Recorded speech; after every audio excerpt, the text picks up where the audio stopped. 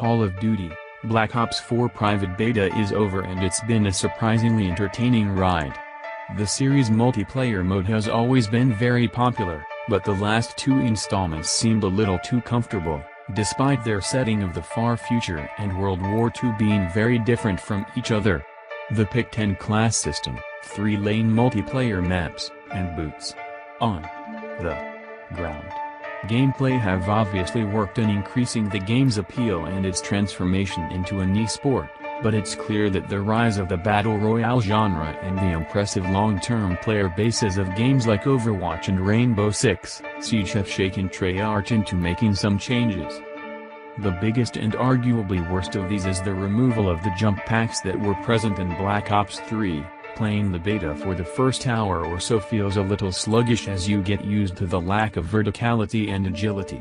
Things aren't necessarily slow, but comparing movements between the two games leaves Black Ops 4 feeling less responsive.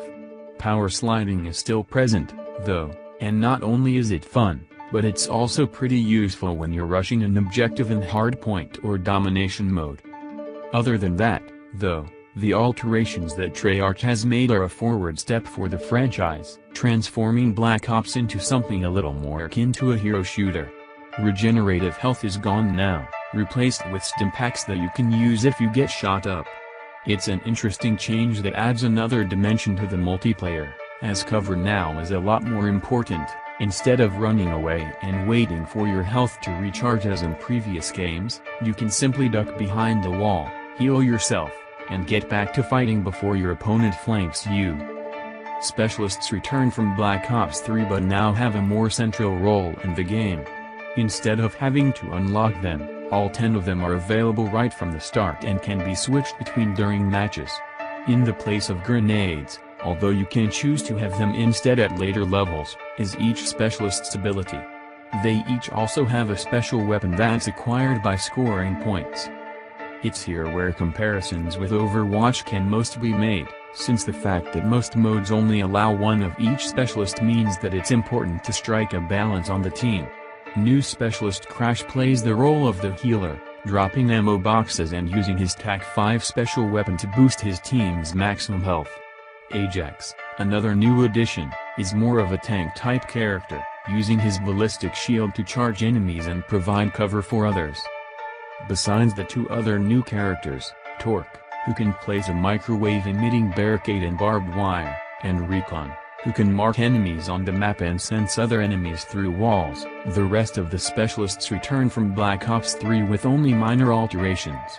Seraph's ability is changed to a beacon that serves as spawn point for teammates, Nomad gets a new dog friend that he can sick on enemies, and Firebreak now gets a reactor core that reduces enemy health.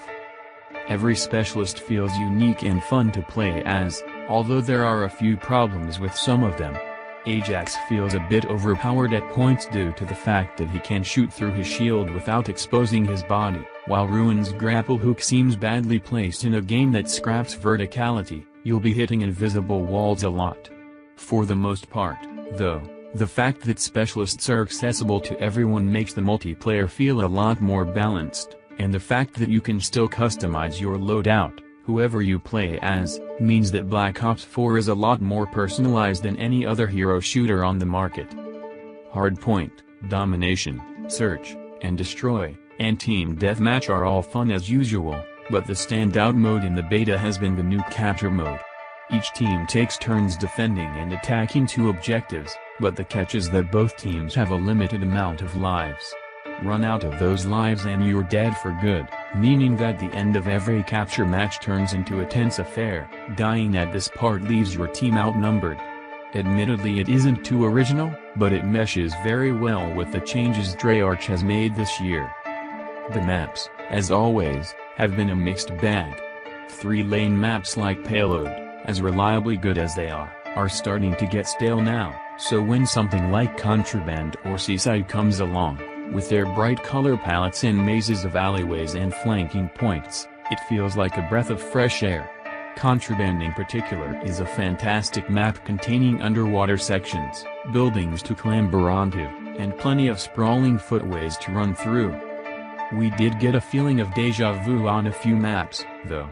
Contraband feels quite similar to Black Ops 3's Hunted, as does Payload to Metro. The fact that we're not huge Call of Duty fans and still noticed this could cause some issues for more dedicated fans of the series, although no games, especially first-person shooters, are ever truly original. Still, the new changes have served to make Black Ops 4 a very enjoyable multiplayer experience, and it feels like Treyarch has made concerted efforts to alter the franchise's flagship mode for the better. Time will only tell how long it'll hold up after launch, but from what we've played so far it's pretty promising.